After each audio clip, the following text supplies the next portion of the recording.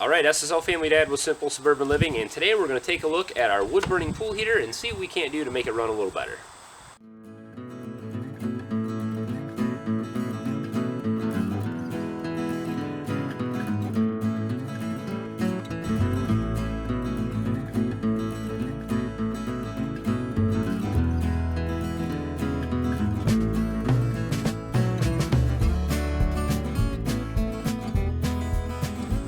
Alright, so we're here with a wood burning pool heater, and it's been about a year and a half since I put this together initially, and we've been running it. We run it quite a bit more in the spring, sometimes in the summer when it's cool, and then here in the fall time in September it's starting to get cool again, and so we'll try to do what we can to extend the season of our pool here. The pool heater's been working great. It has lowered in efficiency, and I'll talk a little bit about that here in a minute. So lowered in efficiency since we first built it. So what I'm going to do today is I'm going to add an extra coil to the wood burning pool heater, and instead of putting it on the inside like I did the first one, I'm going to try this one, as many people have suggested, to wrap this around the outside of the barrel. I have just a 20-foot standard copper coil here. It's soft copper, and this is the type of copper that we're using. A lot of people ask about that from the first video. And so originally when I built this pool heater, I thought I wanted this to be right in the fire. I wanted to get the most heat out of it. I also didn't want the copper, wrapped around the outside of it because I didn't like the way it would look. But I'll show you what happened to the coil that's been in there for the last year and a half and kind of how that's turned out. Alright, so as you can see here, we're looking inside the smokestack. We've got the copper coil here, the copper pipe, and it's collected a whole bunch of tar and creosote and soot, and it's kind of acting like an insulation, and it kind of bound all of the copper coils together. And so the copper coils that are on the inside of that are not getting any heat at all probably at this point, and even on the outside there, it's insulated from the fire. And so the efficiency of the burner after about a year and a half has lowered substantially to probably about 50% of what it was when I first built it. And so that's why I'm thinking it's still working, but not quite as well as it should. So I'm thinking putting the coils on the outside will be substantially better in the long term. Alright, so we're at the back of the pool heater here, and this is just where I have the inlets to the copper coil that's on the inside of the pool heater there that I just showed you. Water comes in through this side, goes into the coil, comes out through this side, and then back to the pool. All I'm going to do basically is detach one of these sides and make it so that the water flows through both coils. So I'd like to have it go through the outside coil first and heat up with the residual heat from the barrel stove. Then the water will flow to the inside coil and heat up even further, and then come out and go back to the pool. So I'll show you how I'm kind of managing this and wrapping the coil around here and tying it into the copper here.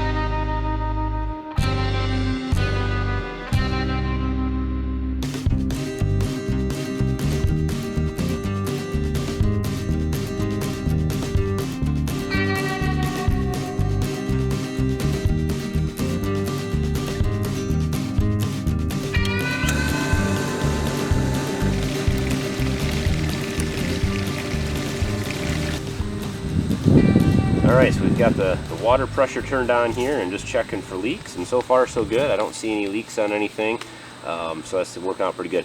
Didn't really turn out as good as I'd hoped. Again, I don't really like the way the copper tubing looks wrapped around the outside of the barrel, and the 20 foot of copper tubing that I used here, you know, it really doesn't give you a lot of wraps around the barrel. So we'll see if this is more efficient than the other, than having the coil on the inside. It definitely won't have the problem of getting sooted up and tarred up, so that'll be nice. I am going to, after I test this out, you know, do a black spray paint, the barbecue paint over everything here, so it won't look quite as silly. Ideally, if you got maybe, I don't know, this is a 20 foot copper coil. Maybe if you got 80 feet of this copper coil and wrapped the barrel before you built the stove, you could set the barrel up and just walk around it and get it wrapped really tight. Maybe put a few clamps in a few areas like I did here, and get that, you know, almost the whole barrel tied up with or wrapped around with the copper coil. That probably would be best. But as an experiment here, we'll see how well this works.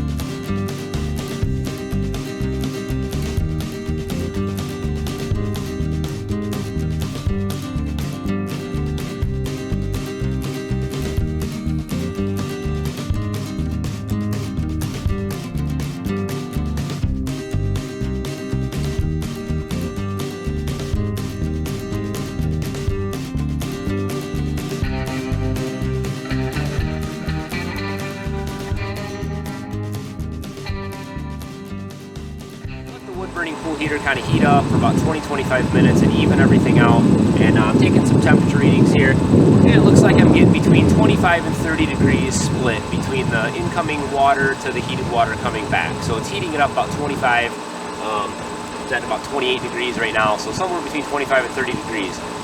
That's just about where I was when I first built the pool heater, so it definitely is working much better now.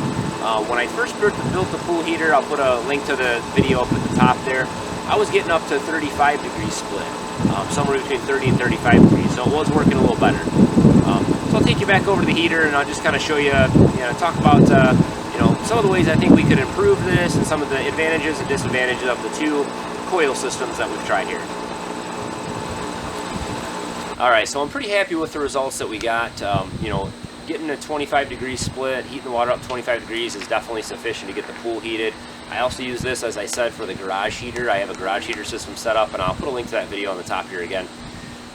But I think this is going to definitely work for me in the wintertime. What I may do to really help kind of make this the best solution is I may wrap some insulation around this in the wintertime, some fireproof insulation to really trap the heat right around the copper tubing. And I think that's really the ultimate solution. If I had to redesign this completely, what I probably would do is do a 40-foot copper coil wrapped around the center of the barrel, so just keep it real nice and tight and look good. And then if I wanted to, get a fireproof wrap insulation and put that right around the center of the barrel. I think that's probably the ultimate solution. That would give us the best heat transfer. That would also keep the problem of the creosote and tar building up on the copper tubing on the inside and help this thing last a long time. So, but for now, I'm going to leave it as is and just kind of run it as it goes.